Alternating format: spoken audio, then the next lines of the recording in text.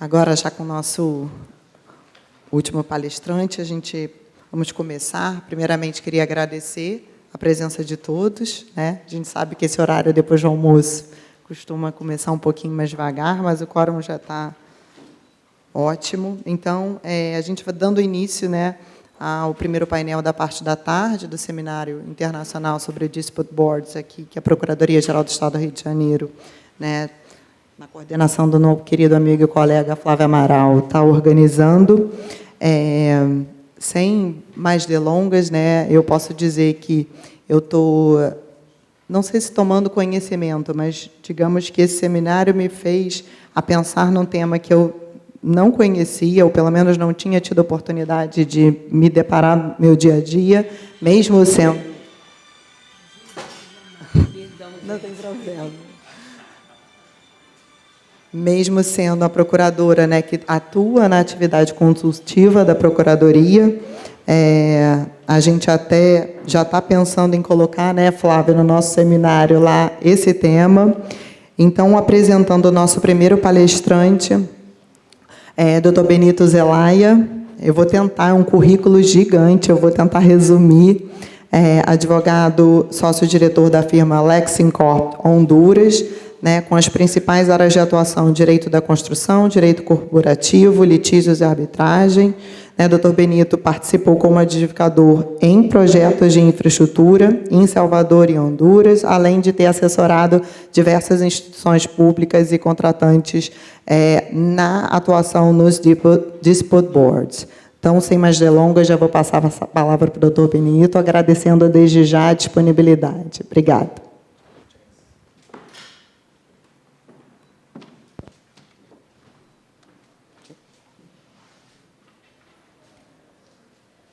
Hola. Bueno, muchas gracias. Voy a tratar de hablar fuerte, como me dijo aquí el amigo. Primero que todo, quería dar un agradecimiento a los organizadores, la Procuraduría General de la República, el Procurador y el asesor de la Procuraduría, a la Asociación ACE, lógicamente a DRBF, a todo el board de DRBF y el representante para América Latina de la región 4, Augusto. Muchas gracias por la invitación. Y agradecer a mis panelistas para poder compartir con ellos. Yo voy a hablar, cuando me invitaron a la ponencia, me dijeron que contara un poco de la experiencia de Centroamérica. Yo soy hondureño, llevo el portavoz del primer Dispute Board que hubo en América Latina desde 1980. Y eso nos pone en el mapa a Honduras, que geográficamente estamos en el centro de América, y nos pone en una posición muy interesante, ¿no? Porque desde 1980 hasta la fecha se han manejado muchos temas de dispute boards. Un dato interesante es que la CEPAL en sus estadísticas nos establece que el 7,2% de porcentaje del Producto Interno Bruto es el que ocupa la sexta posición de importancia en ingresos para infraestructura en el país, en Honduras. Y esto se va multiplicando en toda la región de América Latina, y es por ello que los dispute boards se vuelven importantes, ¿no? Para hacer un poco de historia, en Honduras, una de las cosas a destacar es que la legislación hondureña, a partir de la Constitución del 87, ya nos habilita a poder optar a los mecanismos de resolución de controversias, en su artículo 12 de la Constitución de la República. Posteriormente, en su primera ley de contratación del Estado, donde se ve el tema de la obra pública, puede destacarse que habilita igual a los métodos alternos de solución de conflictos. Sin embargo, en el 2013 ya incorpora por disposición legal que todos los proyectos de infraestructura que estén arriba de 2.5 millones de dólares deben de tener un contrato estándar, FIDIC, que ya lo dice directamente, y además deben de tener un mecanismo de resolución de controversia que es el Dispute Board. Esto en la Ley de Contratación de Obra Pública, o Ley de Contratación del Estado, como se llama ahora, de acuerdo a la reforma del 2013, nos da un parámetro de llamar un atento, digamos, los inversionistas como la banca multilateral, como BID, Banco Mundial, que vamos a hablar, el compañero Félix va a hablar después de las ventajas que tiene el tema del BID para este tipo de proyectos y de contratos, pero lo que es BID, Banco Mundial, BCE, que es el Banco Centroamericano de Integración Económica, el BEI, el Banco Europeo de Inversiones, JICA, que es cooperación japonesa, todos estos mecanismos de inversión o vehículos de inversión que están en América Latina son los que nos han fomentado y nos han pedido incorporar en nuestra legislación, en los cuales hemos sido pioneros. Ya vamos a hablar de todos los países de Centroamérica, cómo va evolucionando en el tema de la incorporación del manejo de los dispute boards, y no solo de los dispute boards, sino de los contratos estándar, ¿no? Que es los contratos FDIC, y que hay una muy buena relación entre la FDIC y también pues, los diferentes reglamentos de dispute boards que vamos a ir mencionando cuáles son, digamos, los más usuales o asiduos en nuestra región. Partiendo de ese punto, habiendo hecho una breve introducción, ya no hablando tanto del cajón, que es un tema que ya creo que todos conocemos acá, pues Honduras ha ido evolucionando, ha tenido una segunda, tercera y cuarta generación de manejo de dispute boards y manejo de contratos estándar. Cuando nace la cuenta del milenio o la iniciativa de la cuenta del milenio o el Challenge Account en el 2010 para acá, tanto El Salvador, Honduras, Panamá y Nicaragua introducen pues estos mecanismos con unidades ejecutoras de proyectos. En Honduras se crea lo que se llamaba Invest H, iniciativa de la cuenta del milenio Invest H, y es por ahí donde entran el manejo especializado de diferentes proyectos de infraestructura, y se crea lo que fue muy pionero en aquel momento, la carretera del CA5, que tenía 5 dispute boards. Esta fue financiada por la cuenta del milenio, pero también con una contrapartida del Banco Centroamericano de la Integración Económica y otra parte que la tuvo el BID. Ahora, en este proyecto, lógicamente, después de la construcción de esto, que hubieron al menos unos 14 DAPs, que voy a presentar un poquito de la estadística posteriormente, para que vean también en el tema práctico la cuantificación y podamos tener una idea más clara y quitarnos el mito que los DAPs son caros, ¿no? Porque esa es una de las críticas que hablan del dispute board, que es más caro que poder manejar un arbitraje, y hay que entender un poco la diferenciación en qué momento es cada método de solución de controversia, ¿no? El método de solución de controversia de las mesas técnicas de resolución de controversias, como la llaman en Honduras, o comisión de resolución de controversias, juntas de resolución de disputas, como lo llaman en diferentes países, es un mecanismo que da una gestión preventiva de riesgo, que es algo que se ha mencionado en los paneles anteriores, pero que creo que vale la pena mencionar para que siempre tengamos claro. La razón de ser de los dispute boards es la prevención de riesgo contractual, le digo yo, y la importancia de saber manejar las sugerencias y dirimir los conflictos o prevenir los conflictos que se dan a través de este mecanismo, y que el proyecto pueda seguir teniendo vida sin ningún problema hasta su final término. Ok, hablando entonces de esta segunda generación que tuvo la cuenta del milenio, y con la reforma en el 2013 de la Ley de Contratación del Estado, donde incorpora ya que se debe por disposición legal manejar los contratos de obra pública con este mecanismo, hay un agregado adicional. Establece en el reglamento que no solamente para los contratos de $2 millones en adelante, sino que también para los contratos con financiamiento nacional. Y es ahí donde ya las 2 o 3 instituciones que tienen mayor cantidad de proyectos, que es la Secretaría de Infraestructura y Transporte, con su nombre ahora, antes se llamaba SOPTRAVI, después se llamaba INSET, que era el Instituto Nacional de Servicio de Transporte Público, es donde ya estos fondos de financiamiento o entes, digamos, de banca multilateral, pues se acercan, ¿no? Se acercan a los legisladores, se acercan al país para poder decir y establecer sus condiciones, ¿no? Esto tiene que ver con un impacto también de un tema de riesgo país, tiene que ver con un impacto de hacia dónde quiere irse a desarrollar el país, y entonces es el espaldarazo, ¿no? El espaldarazo también del Banco Mundial, Fondo Monetario Internacional, y ahí es donde vamos nosotros como desarrollando un poco más las reglas del juego. Y bueno, ya en la práctica hemos tenido, por ejemplo, desde el 80 para esta fecha, más de 120 DATs, ¿verdad? Más de 120 dispute boards.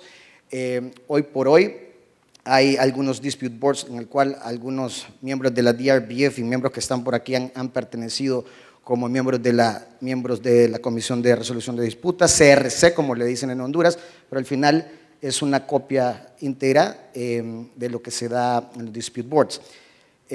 Interesante porque la ley establece que se somete al reglamento específico del Manual de Dispute Boards de la ICC, ¿no? Hay una íntima relación entre el manejo de los dispute boards bajo este reglamento y, lógicamente, desde el principio de la naturaleza jurídica de lo que es este contrato y la autonomía y la voluntad de las partes, pues ya lo establece en el principio constitucional y es ahí donde se van fijando las reglas. Pero bueno, hablando ahora un poco de la tercera y cuarta generación que se da no solo en Honduras, sino que en El Salvador también hubo un buen paquete con la cuenta del milenio, donde hubieron varios temas de carreteras, hubieron carreteras financiadas por la cuenta del milenio, donde hubieron alrededor más o menos de 7 dispute boards, con feliz término.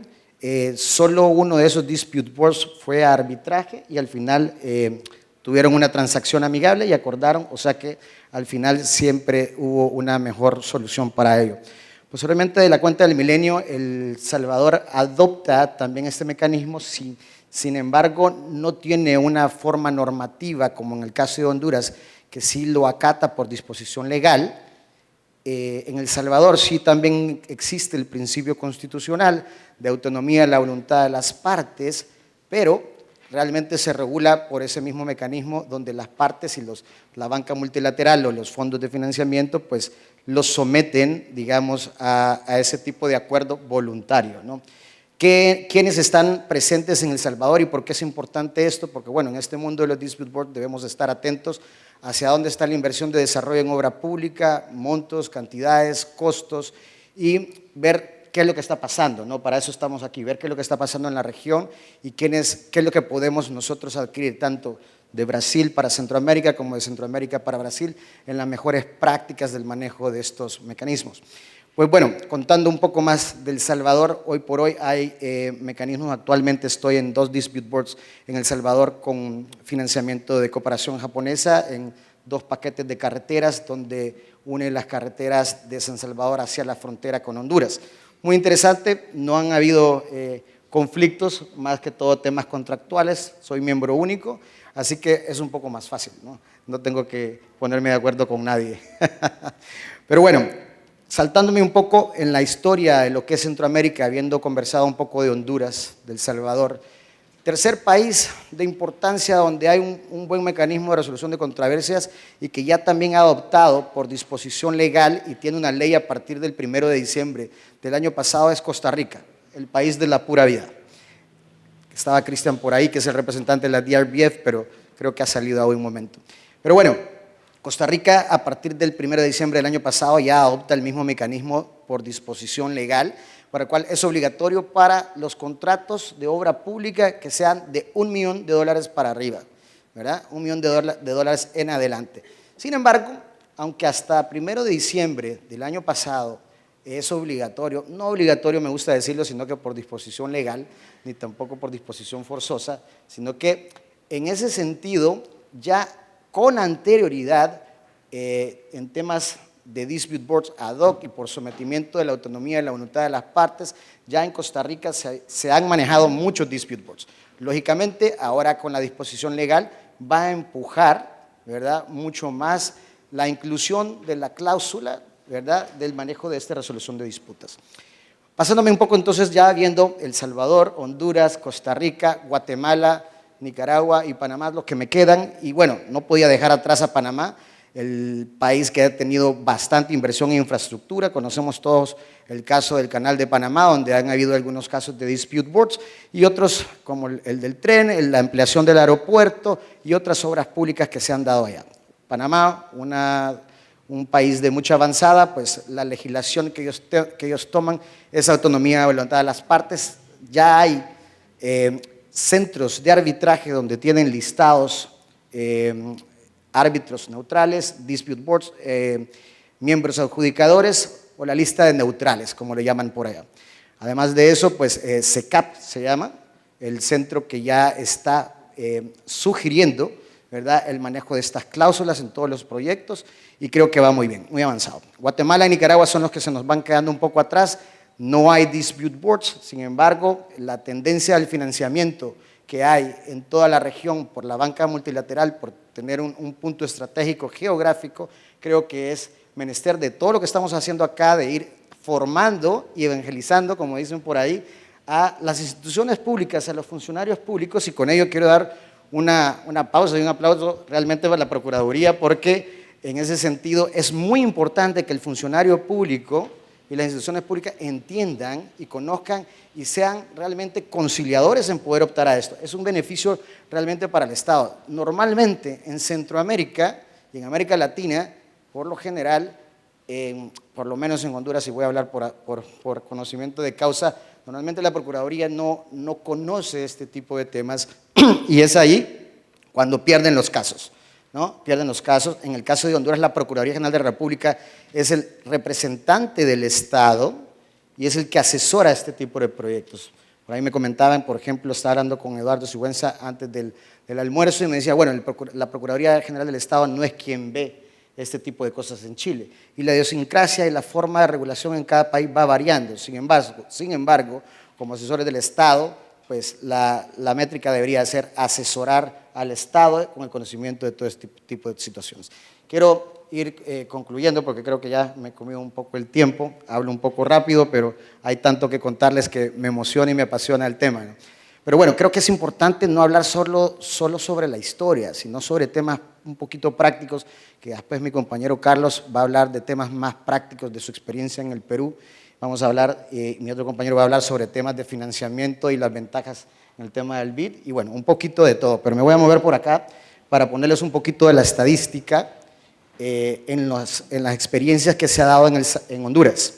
Si ustedes pueden ver, ¿cómo es esto? Si ustedes pueden ver lo que les hablaba de la cuenta del milenio, desde el 2015, desde el 2010 al 2015, 2015 en adelante, empezó por la tabla 2, pero bueno, vamos a poner la 1 primero, perdón. Esta carretera fue financiada por la cuenta del milenio y BESIE, y aquí pude hacer una estadística un poquito con un resumen de reclamos, ¿verdad? Si se fijan en la carretera CA5, que es la que le decía, que posteriormente esta carretera, les cuento, fue concesionada a 25 años y por ahí hablaba, creo que Fernando Marcondes decía, bueno, la preocupación es cómo hacemos si vamos a meter un dispute board a 30 años y estará vivo o no estará vivo, ¿no? Entonces, depende de que tienen que poner jóvenes como yo, entonces, para que podamos estar vivos, ¿verdad? Un comercial para poder romper el hielo. Pues bueno, si ustedes se fijan, de los montos finales de reclamos, esos números son en dólares, miren el porcentaje de los reclamos y miren el porcentaje aprobado. Esto es importante verlo porque al final en Honduras, por ejemplo, y en Centroamérica, la ley de contratación del Estado y la administración pública, el ente regulador siempre está viendo qué decisiones toman el funcionario público. Y aquí es donde aparentemente para evitar temas de corrupción, negociaciones y todo este tipo de temas, pues ellos tienen que evacuar una opinión legal, por ejemplo, de la Procuraduría General de la República, donde ellos les dicen, bueno, si llegamos a un acuerdo en virtud de la autonomía de la voluntad de las partes y no en el poder de su supremacía con calidad del Estado, pueden optar a negociar, a tomar esos acuerdos que se dan por los reclamos y las variaciones, eventos compensables o situaciones que se dan en los contratos, ¿verdad? Es importante ver otro tema, quienes pagan el DAB, 50 y 50% del contratante, del contratista o el dueño de la obra, ¿verdad? ¿Qué injerencia? ¿Cuánto es el porcentaje de costo que tiene el DAB? Miren, si se fijan, es mínimo. Nosotros le decimos como que el mecanismo viene con el pan debajo del hombro, ya viene consolidado en sus partidas presupuestarias de inversión y eso da un mecanismo de que al final evita un desgaste de costos al final de una controversia que puede ser peor, que puede salir mucho más caro. No estoy diciendo cosas que no sepamos, pero creo que es importante mencionarlas. Si se fijan, entonces 0.14%, 0.3%, 0.6% de lo que es la inversión integral de la obra es nada, ¿verdad? Eso es alguna de las estadísticas. Y bueno, la tabla 2, que fue financiado por el BID, y ahí ustedes pueden ver 0.0, 0.0, 0.42, 0.20 y 0.15. Claro, lógicamente cada proyecto es diferente. Es importante mencionar que lógicamente en las cláusulas escalonadas que estamos acostumbrados a ver, donde hay un mecanismo de conciliación, arreglo directo, dispute boards y después arbitraje, y ahí podemos encontrar algunas cláusulas patológicas también en algún momento donde podemos ver la diferenciación de qué lado o en qué momento se pone la cláusula, ¿no? Eso es un tema muy importante que creo que vamos a tener que conversar en otro seminario, Augusto. Pero, bueno, para cerrar, creo que es importante mencionar la importancia de la formación, como lo que estamos haciendo acá, la importancia de conocer bien la redacción de las cláusulas y la importancia, lógicamente, cuando el Dispute Board ya está instalado, de las visitas de campo, aquellos elementos de soft skills, como le dicen, aquellas maneras de cómo saber mediar, conciliar. Hay muchos colegas que dicen, bueno, es que no es una conciliación, no es un arbitraje, no es eso. Bueno, pero algunas de las herramientas que tenemos en estos mecanismos son utilizadas, solo que hay que saber utilizarlas. Con esto yo cierro mi presentación. Muchas gracias por su atención.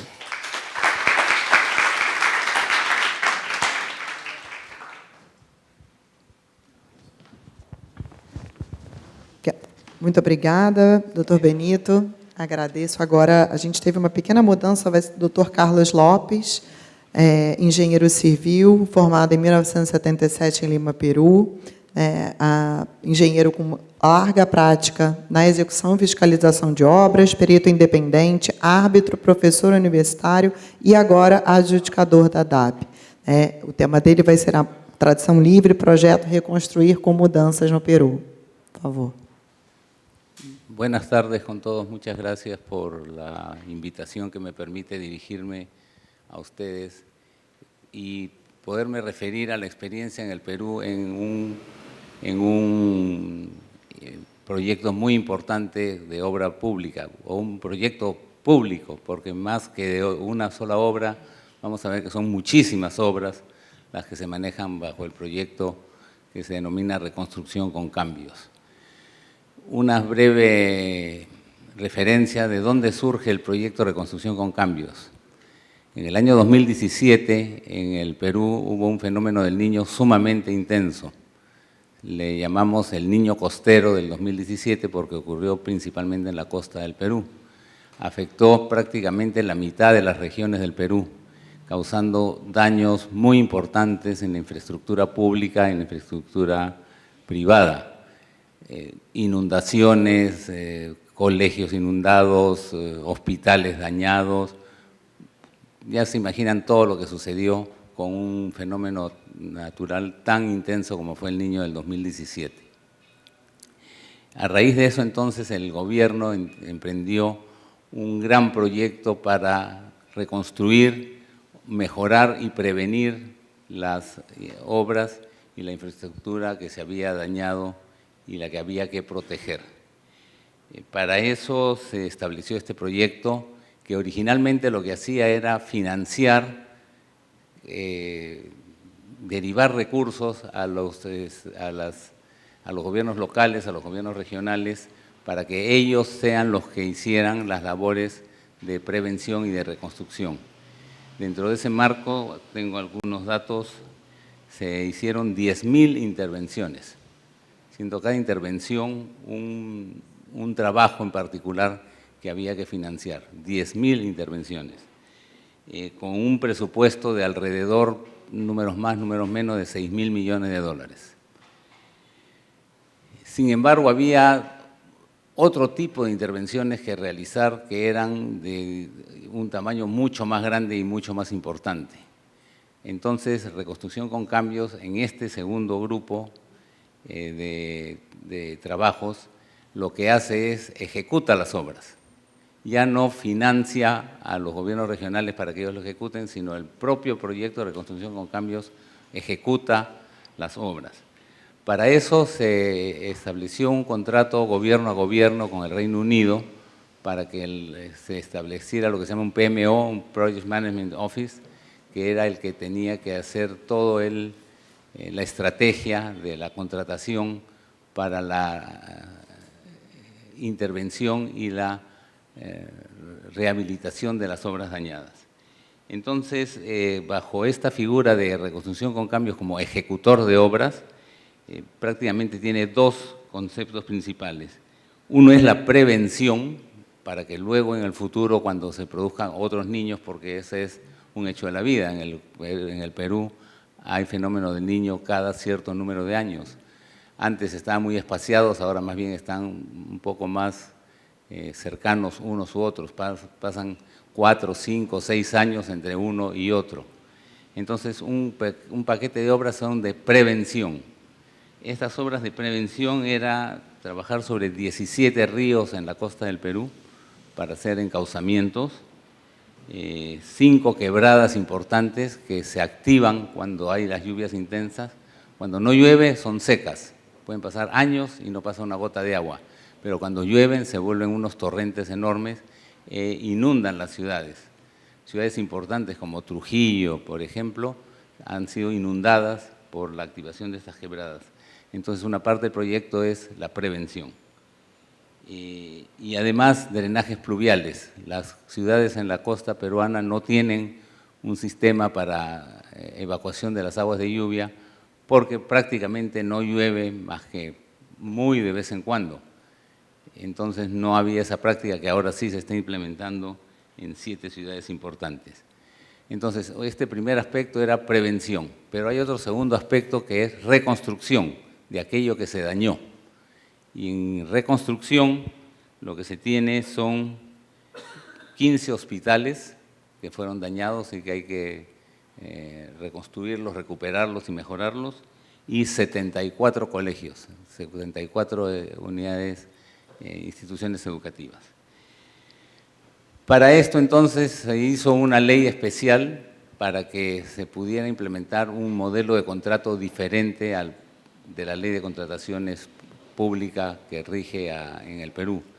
Entonces se estableció el uso de los contratos NEC, que significa New Engineering Contract. Se optó por el NEC 3, opción F.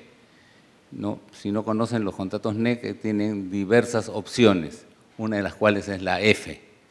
Entonces, este es un modelo de contrato en el que el contratista, aquel que firma el contrato con la entidad, no es el que ejecuta, es el que gestiona. El contratista tiene que gestionar, tiene que hacer concursos públicos, tiene que hacer licitaciones para contratar, seleccionar subcontratistas. Y ellos lo que hacen es gestionan la ejecución de las obras. Y Reconstrucción con Cambios, como propietario público, lo que hace es el seguimiento a través de este gestor. Entonces, esa es la figura. Y en este rubro específico de la reconstrucción de los hospitales y de los colegios, y además de la prevención de los ríos, las quebradas y los drenajes, se han establecido alrededor de 33 DAPs, lo cual significa sin duda un esfuerzo muy grande para poder manejar a través de 33 DAPs todo el proceso de prevención y solución de controversias. Entonces, estando en este punto, lo que quiero manifestarles es lo siguiente: ¿cómo se tiene que hacer o qué se ha tenido que hacer para poder introducir este mecanismo del DAP en una obra pública, y además con el esfuerzo de que son más de 30 DAPs los que maneja Reconstrucción con Cambios? Y entonces el enfoque que les digo a continuación no se refiere específicamente a Reconstrucción con Cambios, aunque parte de la experiencia que tengo ahí, porque soy miembro en 5 DAPs de Reconstrucción con Cambios, sino en general la percepción es la siguiente. Hay problemas o situaciones de tipo administrativo que no han sido previamente abordadas porque no se manejaban DAPs. ¿Cuáles son estos problemas administrativos? Hay que seleccionar a los miembros, hay que contratarlos, hay que pagarles, hay que administrar sus contratos, hay que reconocer costos de viajes, hay que reconocer costos de viáticos. Hay toda una serie de aspectos administrativos que tienen que establecerse porque no han estado establecidos antes, no han existido. Entonces, todo eso es muy complicado porque los gobiernos, los estados, las entidades públicas tienen mecanismos para contratar, mecanismos para seleccionar. Y si esos mecanismos no existían, entonces ha habido que crearlos. Yo diría que con un éxito relativo, no hay un 100% de éxito, pero efectivamente han tenido que crearse estos mecanismos.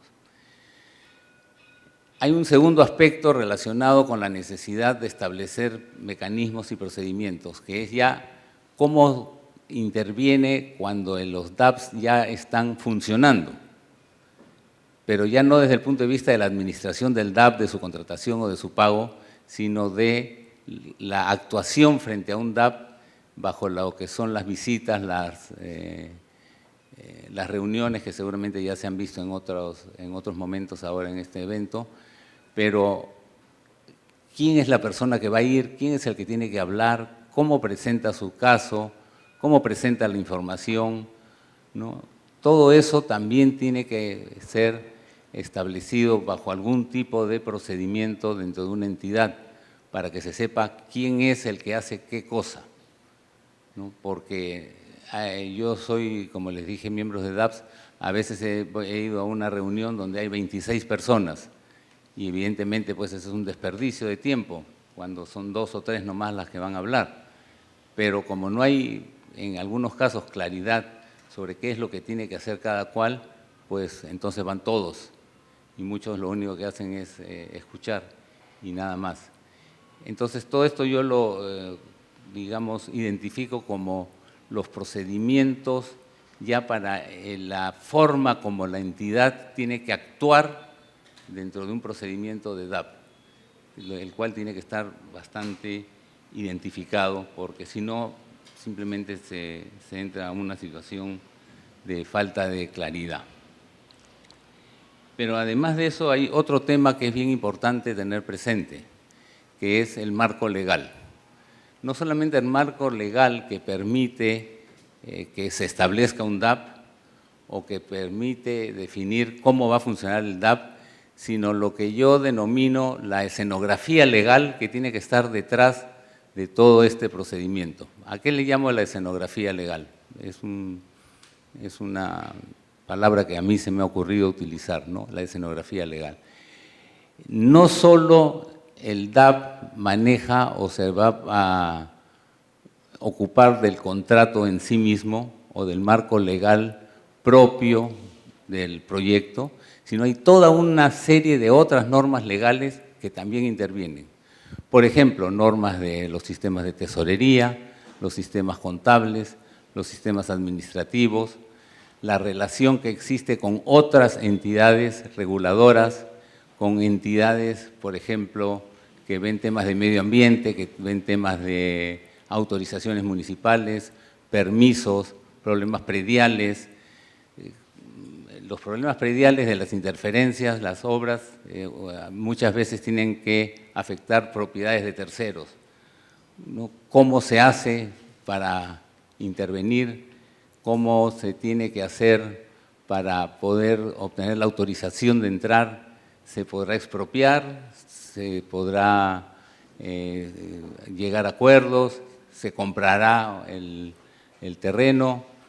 Entonces, como les digo, hay toda una serie de otros aspectos que si bien no son parte del contrato mismo, ni de la norma legal que regula el contrato, pero que sin embargo tienen un impacto muy importante en la ejecución. Entonces, todos estos aspectos tienen que estar sumamente coordinados para que luego pueda funcionar. Para ponerles un ejemplo, muchas veces, sobre todo en el tipo de proyectos que maneja Reconstrucción con Cambios, que es encauzamiento de ríos.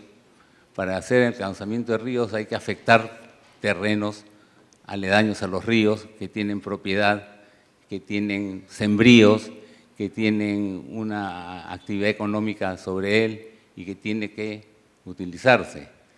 Pero si ustedes ven, eso está fuera en cierta forma, del ámbito del DAP, que es la entidad, el contratista, el supervisor. Yo lo que llamo los stakeholders en estos casos son muchos más que solo los que accionan o los que actúan en el DAP. Y entonces, ¿cómo tomar decisión sobre estos stakeholders que son externos totalmente al contrato? Muchas veces las normas legales de creación de una entidad, como por ejemplo la que regula el medio ambiente, o las normas legales de la entidad que regula los asuntos hidráulicos o del uso del agua, o otra entidad que es la que regula los permisos municipales, no están coordinadas unas con otras y no están coordinadas tampoco con las exigencias que el contrato exige para poderse cumplir en precio y plazo. Es una cosa muy importante y entiendo que es un esfuerzo enorme poder tratar de coordinar todo esto y lograr lo que yo llamo una escenografía legal coherente que permita que se tenga éxito en la ejecución de las obras. La cantidad de problemas que tenemos en los DAPs en los que yo estoy participando por esta situación, creo que es una de las mayores dificultades para el éxito del proyecto. Y lamentablemente no son asuntos sobre los cuales el DAP tenga ninguna posibilidad de hacer algún tipo de decisión que sea vinculante. El DAP no le puede ordenar a la municipalidad o a la autoridad del agua o a la autoridad predial que haga determinadas cosas. En teoría, y lo digo en teoría, Reconstrucción con Cambios como autoridad sí lo podría hacer, pero en la práctica el funcionario, ya no la entidad, sino el funcionario que tiene que decidir o que tiene que firmar o que tiene que autorizar, él dice, no, a mí mi ley me dice esto, tu ley de Reconstrucción con Cambios podrá decir lo que quiera, pero la mía dice esto y yo actúo así. Y eso muchas veces impone trabas. Y un último aspecto también relacionado con esto es cuando una decisión ha sido emitida y las partes tienen que decidir o manifestarse si la aceptan o si no la aceptan. Si no la aceptan, ya sabemos que lo que sigue es la posibilidad del arbitraje. Entonces, los funcionarios, hablando desde el punto de vista del sector público, se encuentran en la posibilidad legal de tomar la decisión, de aceptar una decisión, por ejemplo, que les ha sido contraria, o automáticamente y de cualquier forma dirán que no están de acuerdo y que lo van a someter a arbitraje, por más que puedan ser conscientes de que es una decisión que ha sido emitida correctamente. Entonces, este es otro aspecto muy importante, que es la posibilidad de que las normas legales y sobre todo los asuntos de control, contraloría, sean propicios a que el DAP, cuando emite decisiones, las partes de manera, digamos, honesta, decidan, muy bien, el DAP tuvo razón, acepto la decisión. Pero la verdad de las cosas es que el funcionario se siente obligado a decir no acepto, aunque en su mente sea consciente de que la decisión es correcta, lo cual al final lleva a que en el futuro, en el Perú es después de que las obras terminen y sean recibidas, se tengan que producir una serie de arbitrajes simplemente porque el funcionario no tenía la capacidad, o más que la capacidad, el respaldo para poder decir, sí, acepto la decisión y ahí queda el asunto. Este aspecto también es muy importante porque para que todo el sistema del DAP tenga éxito es necesario que las partes, si son conscientes que la decisión es correcta, pues la acepten. Pero la verdad es que aún siendo conscientes que la decisión es correcta, probablemente no lo van a aceptar y se generarán arbitrajes posteriormente. Bien, eso es lo que quería compartir con ustedes, los asuntos ya digamos prácticos de qué cosa es lo que se necesita hacer para que todo esto funcione, porque de lo contrario tenemos una herramienta muy buena y no sabemos cómo se usa. Gracias.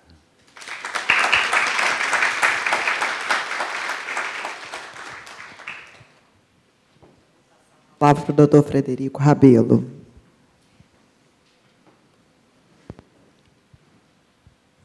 Vou fazer um pouco diferente, vou ficar em pé daqui que eu vejo vocês também, se não for um problema para a câmera ali.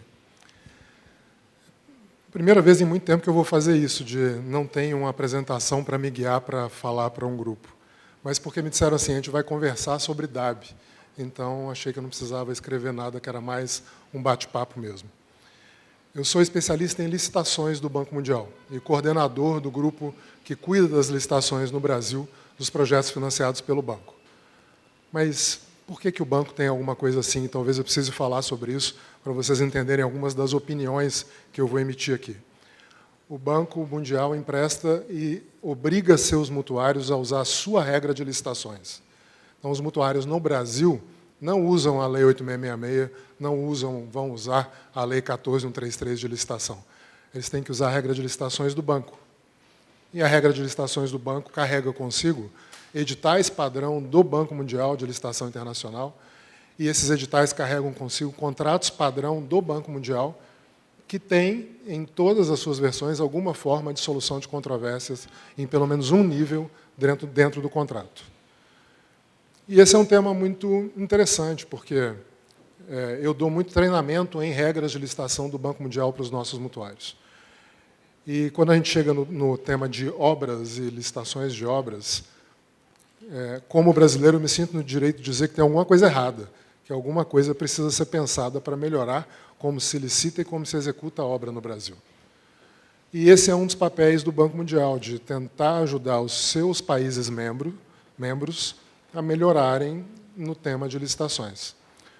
O Banco Mundial tem quase 80 anos, o Brasil foi país fundador, e então está dentro desse arcabouço de não só tomar empréstimos do Banco Mundial, mas também de interagir com o banco para tentar melhorar suas licitações.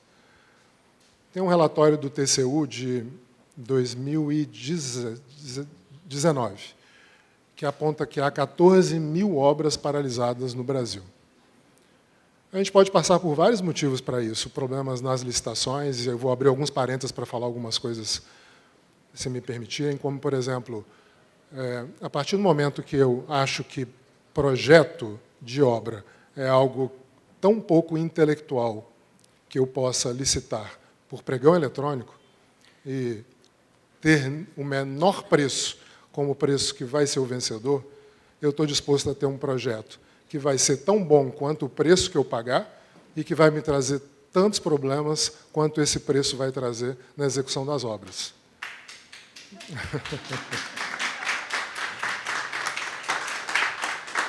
Aí, se eu somo a isso o fato de que qualquer problema durante a execução da obra provavelmente vai levar à paralisação e eu não tenho um sistema de solução de controvérsias dentro do contrato, isso é um desastre.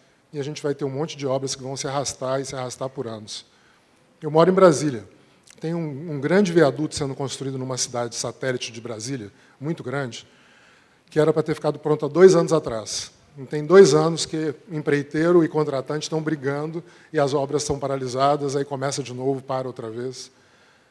Quando a gente olha para os contratos do Banco Mundial, por exemplo, se a gente pegar um contrato FIDIC, que não é do banco, ele tem o engenheiro como primeiro nível de solução de controvérsia, ele tem o DAB, não só como nível de solução de controvérsia, mas também como nível de evitar controvérsias, porque o DAB se mantém informado do andamento do contrato e, portanto, ele tenta ajudar, já opinar antes que haja uma controvérsia. E só se essas 2 instâncias não resolverem é que eu vou para a arbitragem. Os contratos de planta do Banco Mundial, que são grandes contratos para construir, por exemplo, hidrelétricas, mas que se servem à compra de trens de metrô, porque trens de metrô precisam de projeto, de testes, de pré-comissionamento, de comissionamento, então são tratados como planta. Esses tipos de contrato têm uma figura do gerente de projeto, que é um gestor, mas que também evita controvérsias. Até os pequenos contratos do banco de obras, até 10 milhões de dólares, eles têm, além da figura de um gestor que é trazido para dentro do contrato, eles têm a figura de um conciliador técnico para ajudar a resolver essas questões. Exatamente nesse entendimento de que mesmo um bom contrato, licitado de forma correta, ainda tem potencial para controvérsias e que, se elas pararem a obra, todo mundo sai perdendo. Então, Como o nosso colega disse inicialmente ali, investir um pouco na constituição de um DAB não é desperdiçar recursos, não é gastar dinheiro à toa, é gastar um pouco mais, se isso aliado a um bom projeto, a um bom empreiteiro, e eu gastar um pouco com um comitê para evitar isso e resolver controvérsias, todo mundo sai ganhando na hora que eu tenho uma obra executada no prazo, no preço e na qualidade contratados. Talvez esse seja o cerne da questão para o Banco Mundial, é que eu tenho de 5 a 7 anos de execução de empréstimo. Então, hoje eu tenho, por exemplo, 2 adutoras sendo construídas no Brasil com recurso do Banco Mundial, uma no Ceará e uma na Paraíba. São grandes adutoras de mais de 100 milhões de dólares cada uma delas. Eu preciso executar essas adutoras dentro de 7 anos, não mais do que isso. Se eu tiver um contrato onde as controvérsias vão levar à paralisação, isso não vai acontecer. Eu tenho uma dificuldade enorme para explicar para as minhas contrapartes em Washington, onde está o escritório do banco, que a gente faz licitação no Brasil com um projeto básico avançado. Ninguém consegue entender que, na mesma frase, tem básico e avançado, porque os dois são antônimos. Como é que uma coisa pode ser básica e avançada ao mesmo tempo? Então, também essa mudança de mentalidade de que se eu não tenho um projeto executivo de qualidade, eu tenho que contratar projeto e obra. Assim, o empreiteiro faz o projeto e faz a obra. Se eu tenho um bom projeto executivo, eu contrato só a execução. Nos contratos de projeto e obra do banco, que são executados com o livro amarelo do FIDIC, o potencial de controvérsias, eu diria que é ainda maior, porque agora eu tenho um empreiteiro que vai fazer o projeto e há uma tendência de que ele tente economizar no projeto, é onde ele vai aumentar a margem de lucro dele. Então, ele meio já entra na licitação pensando onde que eu vou conseguir mexer no projeto para que a execução seja um pouco mais barata. Se tem lá a figura desse engenheiro, que normalmente é uma empresa que vai fazer a supervisão, para garantir que os requisitos do contratante dessa obra sejam atendidos, ter um comitê de solução de controvérsias também é essencial, porque há um potencial para que o engenheiro proponha alguma coisa que o contratante não aceita, que o engenheiro, que é o supervisor, tenta resolver e não consegue, e que o DAB vai, já conhecendo o assunto, já sabendo o que está acontecendo, porque ele se mantém informado, ter uma opinião muito mais técnica e com muito mais chances de ser, num segundo nível de controvérsias, uma solução para a questão. O banco vem tentando trazer essas boas experiências e boas práticas internacionais para o Brasil. Hoje a gente trabalhou muito na revisão da Lei 8666, em vários momentos, para tentar modernizar o que fosse possível e trazer novos conceitos. Na Lei 866 não existia a palavra consultoria, não há. Se buscar a palavra consultoria, ela não existe. E na 14133 ela já existe. Eu diria que foi uma semente que o banco plantou. Da mesma forma, outros temas lá foram plantados e agora muito precisa ser regulamentado e o banco continua apoiando para que essas boas inovações internacionais sejam trazidas para cá. Eu espero que uma delas possa ser o DAB também e a gente possa usufruir disso. Obrigado. É um prazer.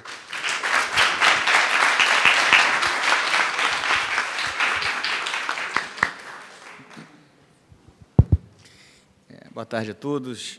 Mais uma vez, uma enorme satisfação participar e estar, em alguma medida, coordenando aqui esse evento inédito, né, no Rio de Janeiro, do Dispute Board.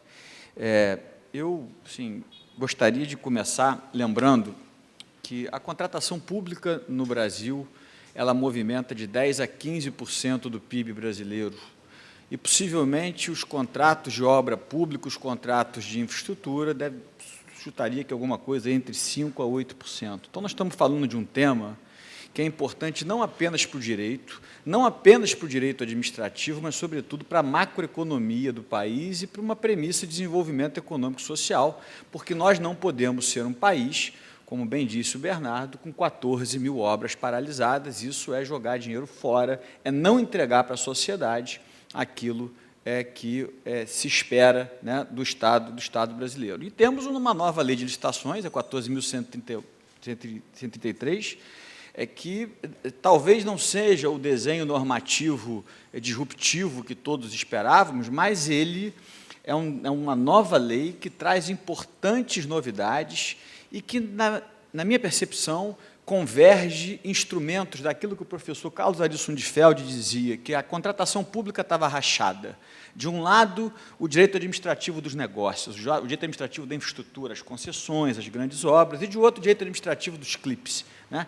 Não era parte da gramática do gestor público tratar de mecanismos como alocação de riscos, como o PMI, como arbitragem, como mediação, como disputa board. Na medida em que a lei traz, e eu já quero adiantar o meu ponto de vista que eu vejo o dispute board como um mecanismo contratual, é uma ferramenta contratual. Foi bom que a lei tenha dito de licitações isso, foi ótimo que a lei tenha dito, porque a gente está fazendo esse seminário, muito provavelmente porque a lei disse, porque nós, no Brasil, ainda somos apegados a uma legalidade estrita. Mas nós nos esquecemos que o contrato tem uma autonomia e a vontade pública da autonomia contratual precisa ser resgatada pelo Estado brasileiro. O contrato diz muita coisa, não necessariamente nós precisamos que sempre exista uma autorização legislativa, e com isso eu não quero dizer que é ruim, repito, foi bom a lei de licitações ter dito, porque a gente está tratando disso aqui, mas eu quero ressaltar que a minha posição pessoal é de que o dispute board é, sobretudo, um mecanismo, é uma ferramenta contratual. Então, a nova lei de licitações, ela agrega esses dois universos do direito administrativo dos clipes com o direito administrativo da infraestrutura. E traz, na minha percepção, um novo movimento no século XXI de perceber o contrato, sobretudo o contrato administrativo, a partir de um filtro da análise econômica do direito. Ou seja, nós hoje temos cada vez mais percebido que os contratos públicos, a eles se aplicam duas teorias econômicas muito importantes. A teoria dos contratos incompletos, que diz que, fundamentalmente, por melhor que seja o contrato, por melhor que seja a alocação de risco, por melhor que seja a intenção das partes, fatalmente aquele contrato, notadamente os contratos de longo prazo, eles vão ter lacunas, eles vão ter divergências, e eles são naturalmente incompletos, isso quem diz são os economistas, do ponto de vista de teoria geral do contrato. O que os administrativistas têm feito foi adequar esta teoria para o direito administrativo e perceber que os contratos administrativos são naturalmente incompletos, são dotados de lacunas e que as divergências vão ocorrer. Portanto, é uma nova mentalidade de não achar que o conflito não virá. O conflito virá.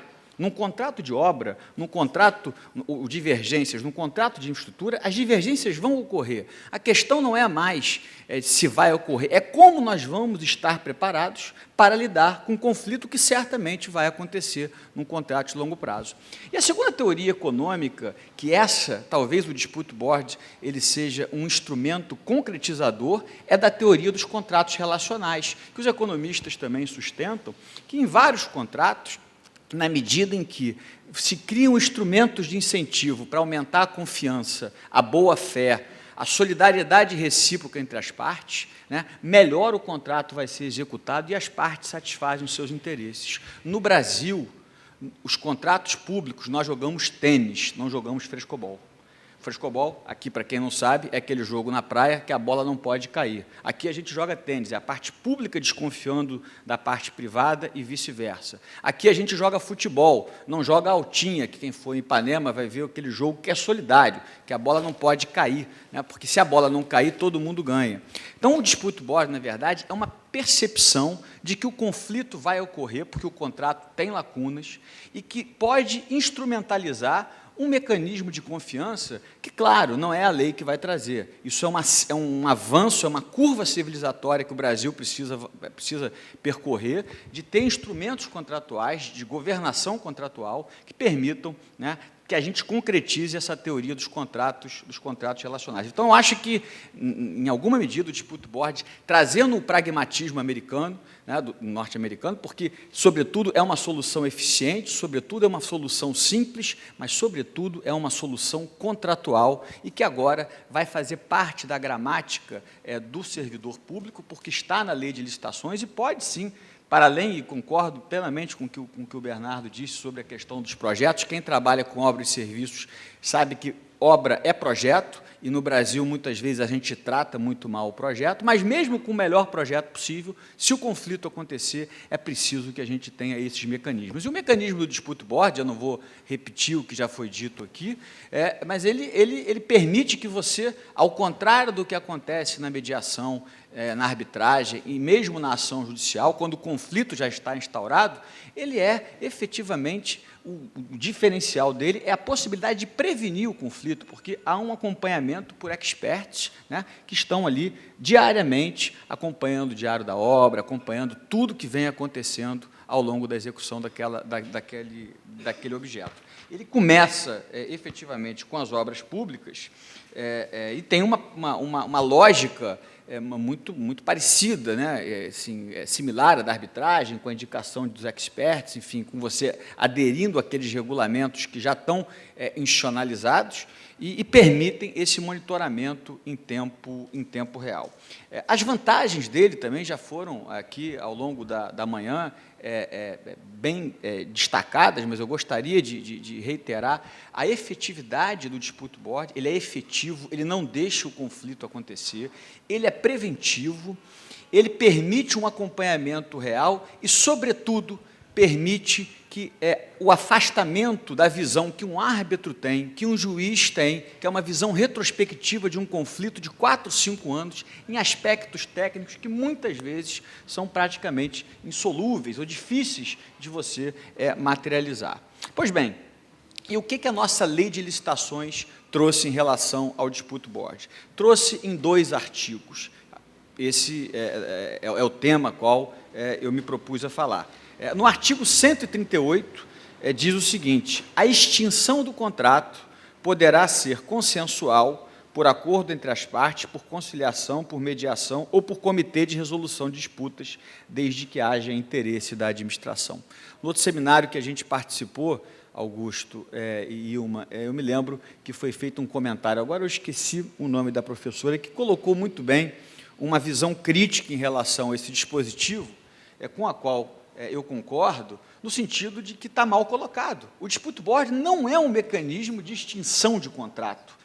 É ao contrário, é um mecanismo de prevenção do contrato. Então, eu acho que aqui nós já tivemos, no artigo 138, inciso 2º, uma percepção equivocada para que serve o dispute board. Mas, de outro lado, no artigo 151, ele está adequadamente situado, quando diz que nas contratações regidas por essa lei poderão ser utilizados meios alternativos de prevenção e resolução de controvérsias, notadamente a conciliação, a mediação e o comitê de resolução de disputas e arbitragens. Então, vejam, nós temos agora um mecanismo absolutamente relevante, testado, e queria reiterar a posição do Augusto aqui na parte da manhã. Eu acho que não é hora de reinventar a roda, eu acho que nós já temos uma experiência internacional que pode ser absorvida pelo Brasil. Agora é a hora de entender esse mecanismo e tratá-lo da melhor maneira possível no âmbito do que ele é,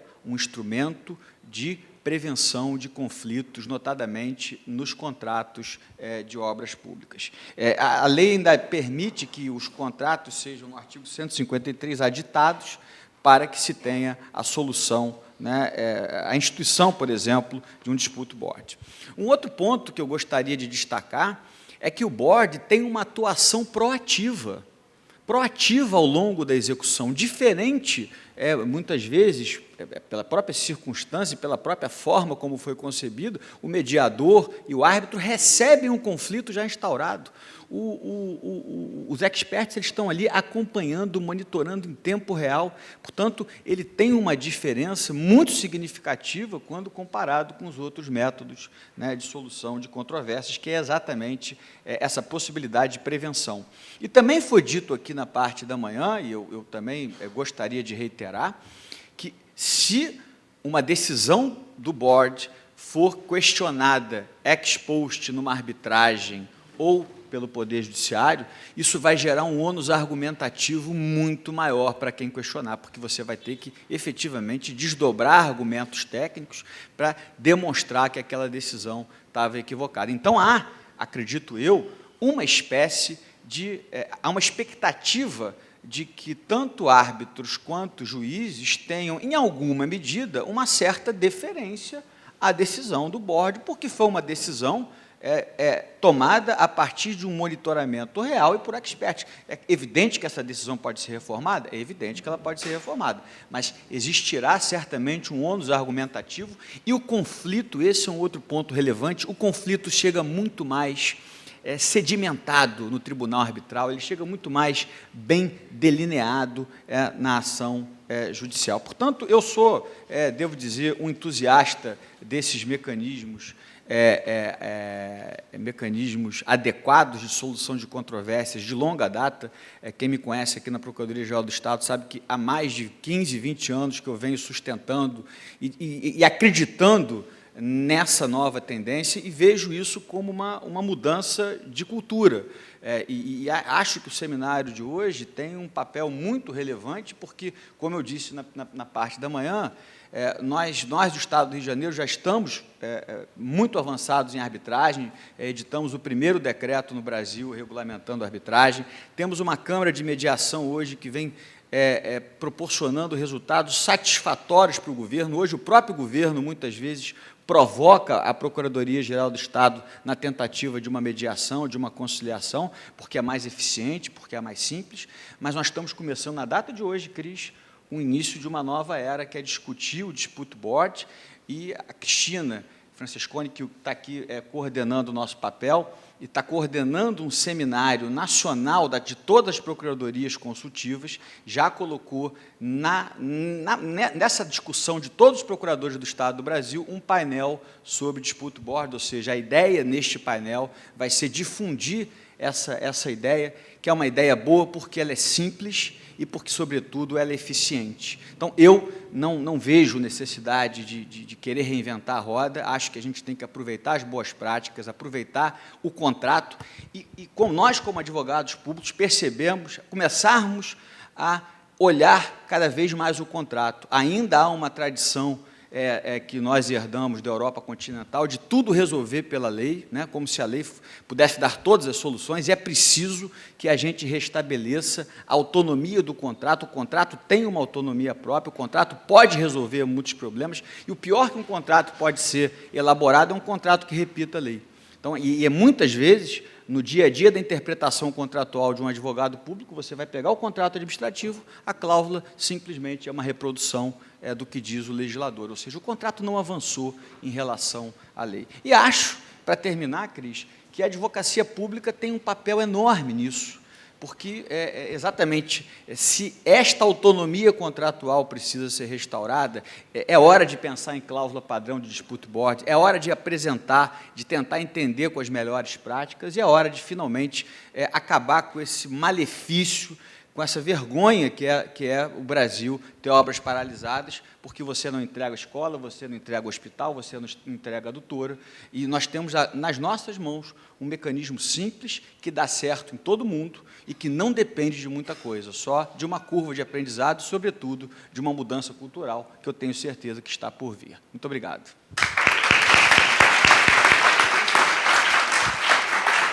Muito obrigada, Flávio. Agradeço também o jabá do primeiro seminário do FONACOM. Desde já convido a todos, vai ser de 13 a 15 de setembro em Vitória, Espírito Santo. Mas foi assim, eu aprendi muito, né? Obviamente, a dificuldade da língua, né? Eu não sou fluente em espanhol, mas eu consegui a pegar, pelo menos, os principais pontos, e o que fica para mim, a partir da provocação do Flávio, principalmente na cláusula de extinção. Né? Eu acho que o que, para mim, ficou muito claro é que o dispute ele não busca definir quem está certo e quem está errado, né, numa situação de conflito, mas, e sim, criar mecanismos que, de forma eficaz, conduzam à solução e à continuidade daquele objeto. Então, obrigada a todos. Vou encerrar esse painel, já convidando para o próximo. Obrigada.